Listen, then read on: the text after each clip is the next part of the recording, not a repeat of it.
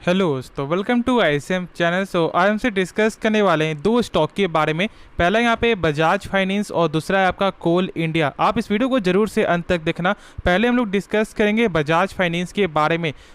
अब आप यहाँ पे देख रहे हो कि जो इसका प्राइस है वो यहाँ पे लगातार गेन होते हुए दिखाई दे रहा है, और इसलिए मैंने आपको जो 5800 मैंने कहा था कि देखो ये एक अच्छा सपोर्ट है। जैसे ही आपको 5800 के ऊपर स्टॉक जाते हुए दिखाई दे, बाई करो बाई करो। बहुत से लोग ऐसा बोल रहे थे कि नहीं यहाँ से स्टॉक डाउन जाएगा, यहाँ से स्टॉक यहाँ पे सही नहीं है, ये कंपनी सही नहीं है। और आप देख रहे हो कि यहाँ पे देखते देखते जो इसका प्राइस है 7000 तक टच कर चुका है, और यहाँ पे अभी भी जो है आपका ब्रोकर का जो टारगेट है ना वो यहाँ पे 8200 का देखने को मिल रहा है। अब ये कैसे मालूम चलेगा? देखो यहाँ पे आपको जो साफ तौर से देखने को मिल रहा है कि जो जेफरीज है वो यहाँ पे आपको जो इसका प्राइस है वो यहाँ पे 70% अपसाइड का मूव वो यहाँ पे देख रहे हैं, यानी ऑलमोस्ट आपका 8200 का लेवल। तो आप सोच सकते हो कि अभी भी यहाँ पे जो है एक अच्छा खासा चांस है। लेकिन देखो यहाँ पे मैंने जो शुरू से एक चीज़ आपको बताया हुआ है कि यहाँ पे किसी के कहने पे स्टॉक को बाय या फिर सेल नहीं करना है। खुद से एक बार जरूर से आपको समझना है कि हाँ इसका क्या जो टेक्निकल है, क्या इसका फंडामेंटल है, उसके बाद ही हम लोगों को जो स्टॉक को सेल या फिर आपको बाई करना चाहिए। यही तो पर्पस आपका होता है मेन। और देखो कंपनी का जो सबसे बेस्ट जो फंडामेंटल है ना यहाँ पे बजाज फाइनेंस का, वो यहाँ पे क्या है जानते हो? एनपीए, यानी कि आपका नॉन परफॉर्मिंग एसेट। एक ऐसा एसेट जो जितना कम रहे उतना अच्छा होता है किसी भी फाइनेंस कंपनी के लिए या फिर किसी भी बैंकिंग कंपनी के लिए। ये आप जरूर से चेक कर लेना। देखो यदि आपको बैंकिंग स्टॉक को पिक करना है ना तो उसका जो है आप जल्द से एनपीए को चेक करो। यदि एनपीए जो है 3% से कम है, जो आपको आरबीआई के गाइडलाइन के अनुसार ये नियम होता है कि 3% से कम होना चाहिए उनका बैड लोन। देखो इसका मतलब आप यहाँ पे सिंपल से जो समझ सकते हो क्या, कि जैसे कि मान लो बैंक आपको लोन दी और आपने एक भी किस्त पे नहीं किया है 3 मंथ तक, तो यानी कि बैंक का तो पैसा यहाँ पे फंस गया है। और यहाँ पे बैंक का जो पैसा जो फंस गया तो यानी कि उनका जो बैड जो लोन है वो यहाँ पे लगातार आपको बढ़ रहा है, और ये जितना कम रहेगा ना उतना ही अच्छा होता है। और शायद आप लोग यहाँ पे नहीं मालूम हुआ कि जो टॉप बैंक है अपने भारत का जो प्राइवेट सेक्टर का, यानी कि आपको HDFC बैंक, उनका रिकॉर्ड क्या जानते हो आप? 0.5% के ऊपर आपको 10 साल में एक बार भी जाते हुए दिखाई नहीं दिया है। इसलिए लोग इतना ज़्यादा इस कंपनी में ट्रस्ट बिल्ड है, ट्रस्ट इतना ज़्यादा यहाँ पे बन चुका है कि लोग जो है बाई कर लेते हैं, प्राइस कुछ भी हो। और अब यहाँ पे बजाज फाइनेंस भी जो है वही रास्ता पे जाते हुए दिखाई दे रहा है। ऑलमोस्ट यहाँ पे 3 क्वार्टर से जो है इसका एनपीए आपको 0.51% के नीचे देखने को मिल रहा है, जो शानदार नंबर है। ठीक है, तो ये बेसिक था जो मैंने आपके साथ शेयर कर दी। ये बेसिक क्या, ये एक तरह का आपको जो एडवांस हो गया, जो बहुत से लोग यहाँ पे आपको नहीं बताएंगे, लेकिन मेरा काम है आप लोगों के साथ जो है आपको फंडामेंटल भी शेयर करना और साथ साथ जो टेक्निकल काम करते हैं। पहले हम लोग यहाँ पे जो टेक्निकल चेक कर लेते हैं, उसके बाद हम लोग जो फंडामेंटल के बारे में और सही से जानेंगे। जो 2 और पैरामीटर भी है जिसे यदि आप जो जान लेते हो तो फिर आप यहाँ पे कभी भी गलती नहीं करोगे किसी भी बैंकिंग स्टॉक को या फिर फाइनेंशियल स्टॉक को पिक करने में।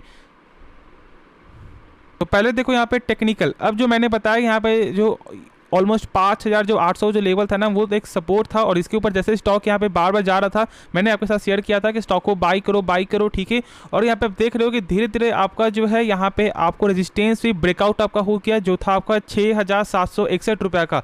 अब यहाँ पे आपको एक चीज़ समझना है कि क्या यहाँ से स्टॉक आपका ऊपर जाएगा। देखो जब कोई भी जब लेवल आपका जो ब्रेकआउट जब आपका होता है ना, जब आपका अपसर का जब कोई लेवल है तो आपको यदि ब्रेकआउट होता है तो यानी कि अब वो यहाँ पे सपोर्ट बन गया, यानी कि अब ये जो 6700 का जो ये जो लेवल है आपका, ठीक है, यानी कि 6700 का ये आपका बन चुका है क्या, सपोर्ट। तो यदि अब ये सपोर्ट के ऊपर स्टॉक चल रहा है यानी कि कोई डर वाली बात है नहीं। और अभी इसका प्राइस क्या चल रहा है, 7000, और जो इसका टॉप का जो लेवल है ना वो अब बन रहा है यहाँ पे 7572 रुपये का।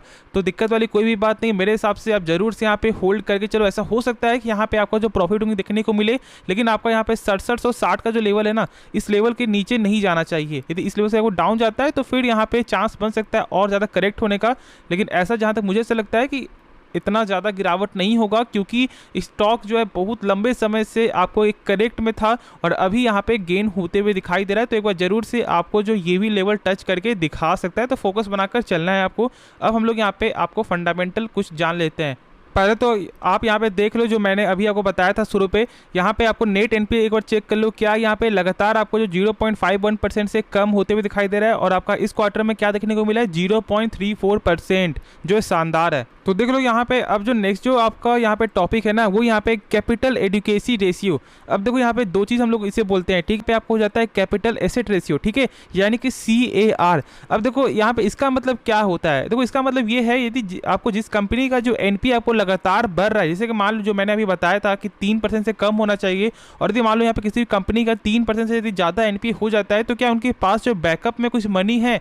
और यहाँ पे चेक कर लो कि आपको आरबीआई के अनुसार जो है ना, किसी भी कंपनी का, सॉरी किसी भी आपको बैंकिंग कंपनी का या फिर आपको फाइनेंशियल कंपनी का जो यहाँ पे CAR है ना, वो आपका 9% से ऊपर होना चाहिए। अब यहाँ पे कितना है आपका, एक बार जो है खुद से यहाँ पे जान लो, कितना 25% ऑलमोस्ट यहाँ पे देखने को मिल रहा है। तो आप सोच सकते हो कि कितना बेस्ट नंबर है, और ये बैंक से कि यदि आप चेक करोगे तो बैंक के भी मुकाबले जो है ना एक अच्छा नंबर यहाँ पे देखने को मिलता है, जो शानदार है।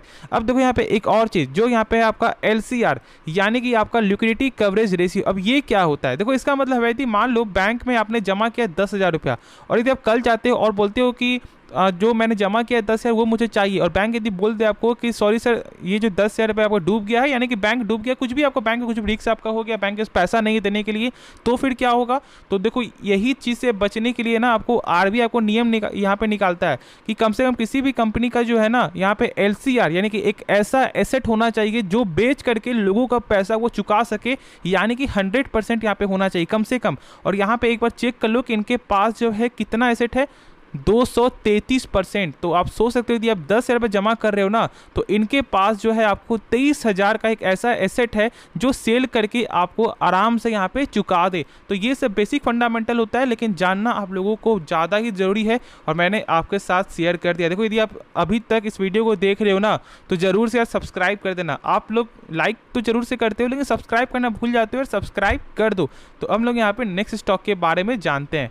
तो स्टॉक का नाम है यहाँ पे कोल इंडिया। अब देखो यहाँ पे जानते हो कि सरकार ने आपको लागू कर दिया क्या, OFS, ठीक है, यानी कि ऑफर फॉर सेल, और इसके कारण जो स्टॉक में ऑलमोस्ट 5% तक का जो गिरावट भी आपको देखने को मिला था। और जो इसका प्राइस जो यहाँ पे सरकार ने जो रखा है ना, वो था यहाँ पे 225 का। और शायद आप लोग यहाँ पे जान करके यहाँ पे जो खुशी होगा कि इनका जो 2x टाइम आपको जो सब्सक्रिप्शन यहाँ पे फुल होते हुए दिखाई दी है।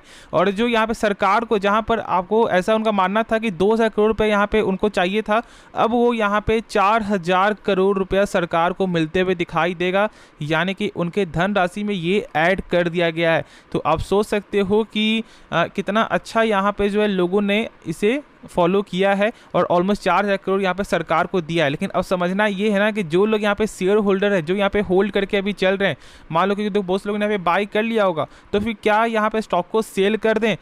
अब एक डर और यहाँ पे आपको जो है ना, शायद आपको मालूम चल रहा होगा कि आपको शायद मालूम होगा कि यहाँ पे IRCTC में जब आपको आया था, ठीक है, तो स्टॉक कितना ज़्यादा यहाँ पे आपको टूट चुका था, और अभी भी यहाँ पे फिलहाल जो है सही नहीं हुआ है, लगातार डाउन जाते हुए दिखाई दिया या फिर एक साइडवेज चलते हुए दिखाई दिया है। तो इसलिए कोल इंडिया में अभी हम लोग यहाँ पे बाई नहीं करेंगे, ठीक है, फ्रेश एंट्री यहाँ पे बिल्कुल भी नहीं लेना है, ये चीज़ को आपको जरूर से समझना है, ठीक है। और एक चीज़ और है यहाँ पे कि ये कंपनी को जो है ना लॉन्ग टर्म पर्पज़ के लिए बाई मत किया करो। बहुत से लोग यहाँ पे बाई क्यों करते हैं जानते हो, कि कंपनी यहाँ पे करता है डिविडेंड। देखो यहाँ पे डिविडेंड की वजह से यदि स्टॉक को बाई कर रहे हो ना, तो ये सबसे गलत आपका जो है इन्वेस्टमेंट प्लान है। क्योंकि देखो यहाँ पे क्या कर रही है सरकार, सो जो यहाँ पे कंपनी क्या कर रही है कि खुद के ऊपर पैसा ना लगाकर वो आपको दे देती है शॉर्ट टर्म के लिए, और आप शॉर्ट टर्म के लिए ही खुश हो जाते हो। ऐसा काम नहीं करना है, वरना फिर लॉस आप ही का होगा और पैसा आपका फंसा रहेगा। यदि नहीं विश्वास है तो इसका एक बार चेक कर लो। यहाँ पे 5 साल रिटर्न क्या है, -20%। तो एक बार खुद से सोचो कि यदि आपने 10,000 रुपये लगाया हुआ है और यदि आप 5 साल होल्ड करते हो और आपको मिल रहा है यहाँ पे 8,000 रुपया, सॉरी 8 मैं यहाँ पे बात कर रहा हूँ, हाँ ऑलमोस्ट यहाँ पे 8,000 रुपये मिल रहा है आपको, तो क्या आप यहाँ पे शेयर को सेल करोगे? नहीं, क्योंकि आपका लॉस हो रहा है 2,000 रुपये का। और हम लोग एक माइंडसेट क्या होता है कि हम लोग जो वेट कर लेंगे लेकिन लॉस पे बुक नहीं करेंगे। तो इसलिए बोलता हूं कि ऐसा जो गलती आपको नहीं करना है। यदि पैसा लगाना भी है तो कम से कम 5 से 5% लगाओ, ठीक है, ज़्यादा से ज़्यादा 5%, इससे ज़्यादा पैसा मत लगाना। यही आपको ज़रूर से फॉलो करना चाहिए। बाकी आगे आपकी मर्जी है, खुद से एक बार इसके बारे में जानना समझना, उसके बाद ही कोई फैसला लेना। बाकी मेरे हिसाब से अभी आपको अवॉइड करना चाहिए। तो होप ये वीडियो पसंद आया होगा। इस वीडियो में आपको कुछ भी सीखने को मिला, इस चैनल को सब्सक्राइब और इस वीडियो को लाइक करना। तो मिलते हैं नेक्स्ट वीडियो में, तो तब तक के लिए धन्यवाद।